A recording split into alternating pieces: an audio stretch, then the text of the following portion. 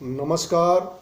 मैं Yogesh Kumar Tripathi, motivational speaker and life coach. आज वर्तमान कोविड-19 के वातावरण में चारों तरफ निराशा का वातावरण विद्यमान है। ऐसा लग रहा है कि जैसे यह समय कभी व्यतीत नहीं होगा। सभी लोग अवसादग्रस्त हो गए हैं। उन्हें लग रहा है कि कैसे यह समय कटेगा। एक निश्चित दायरे में सीमित होकर के लोग रह रहे हैं। उन्मुक्त आकाश में पक्षी की भांति उड़ने वाले लोग एक कमरे में जब कैद हो जाएंगे तो स्वाभाविक है उनके अंदर निराशापूर्ण वातावरण अवसादग्रस्त वे हो जाएंगे। लेकिन धीरज रखें, धैर्य रखें। सर्वशक्तिमान ईश्वर जिसने सृष्टि का निर्माण किया है वह सब कुछ धीरे धीरे ठीक कर देगा। यह जो भी हो रहा है यह मानव जनित है, प्राकृतिक नहीं है। तो प्रकृति के साथ जब भी हम छेड़छाड़ करेंगे उसका परिणाम यही आएगा। इसके पहले कि मैं अपनी बात आगे बढ़ाऊं, आप लोग इस चैनल को सब्सक्राइब कर दें, लाइक कर दें, जिससे जब भी मैं नया पोस्ट डालूँगा तुरंत वह आपको अध्ययन करने के, पढ़ने के लिए मिल जाएगा। देखिए मित्रों, परिस्थिति कैसी भी हो हमें निराश नहीं होना चाहिए। नैराश्यपूर्ण क्षेत्र की तरफ अपने दिमाग को नहीं ले जाना चाहिए। हमें अपने अंदर हमेशा पॉजिटिविटी अपने अंदर हमेशा सकारात्मक सोच रखनी चाहिए। सकारात्मक सोच रहने से हम किसी भी कठिन परिस्थिति का सामना करने में सफल होते हैं।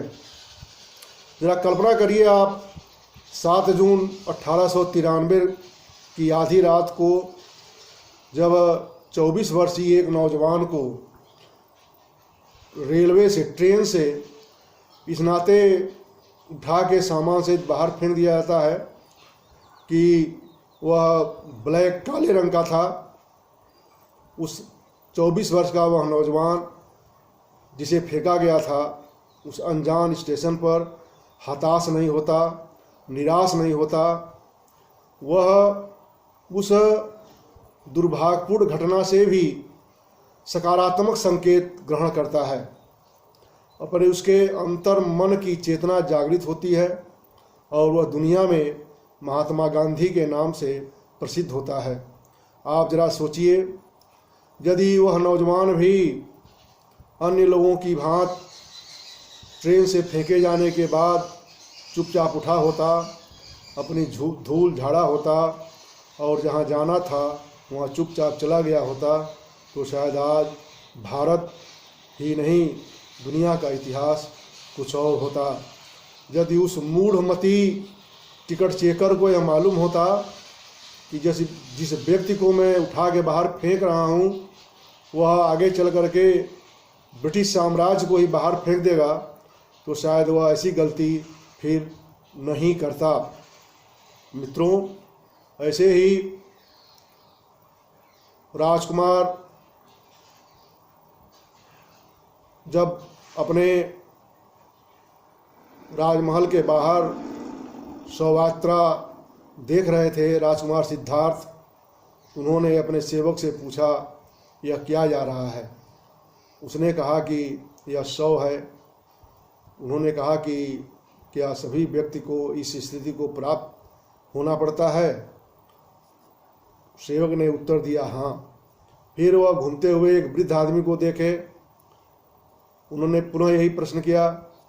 सेवक ने उत्तर दिया कि एक अवस्था आने के बाद सभी लोग इसी कंडीशन में आते हैं। उस घटना से उस राजकुमार सिद्धार्थ ने पॉजिटिविटी ग्रहण की, सकारात्मक सोच ग्रहण की और दुनिया को गौतम बुद्ध मिले, बौद्ध धर्म मिला। तो परिस्थिति कोई भी हो, अगर यदि हम उसे सकारात्मक रूप से लेते हैं तो वह हमारे लिए लाभदायक होती है और सकारात्मकता कहीं से भी ली जा सकती है। ऐसा नहीं था कि न्यूटन के पहले सेब ऊपर गिरते थे, ऊपर चले जाते थे या दाएं बाएं चले जाते थे, तब भी धरती पर ही आते थे, लेकिन न्यूटन ने उसे सकारात्मक रूप से ग्रहण किया कि आखिर सेब धरती पर ही क्यों गिरा। ऐसा नहीं था कि जेम्स वाट जब केतली का ढक्कन उठता गिरता देख रहा था तो उसके पूर्व केतली के ढक्कन ऊपर नीचे नहीं होते थे, लेकिन उसने सोचा कि ऊपर नीचे ही क्यों हो रहा है।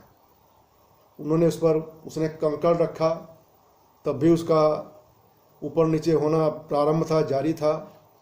परिणाम यह हुआ कि दुनिया को एक नए आविष्कार की जानकारी हुई, भाप का इंजन बना, और भाप का इंजन बनने के बाद ही ब्रिटेन में औद्योगिक क्रांति आई।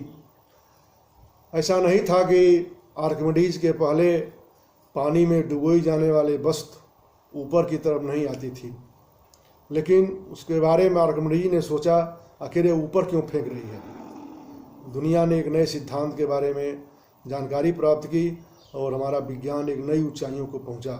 कहने का तात्पर्य है कि वातावरण कोई भी हो, परिस्थिति कोई भी हो, हमें निराश नहीं होना चाहिए, हताश नहीं होना चाहिए, सकारात्मक संदेश उसे ग्रहण करना चाहिए। नमस्कार। फिर अब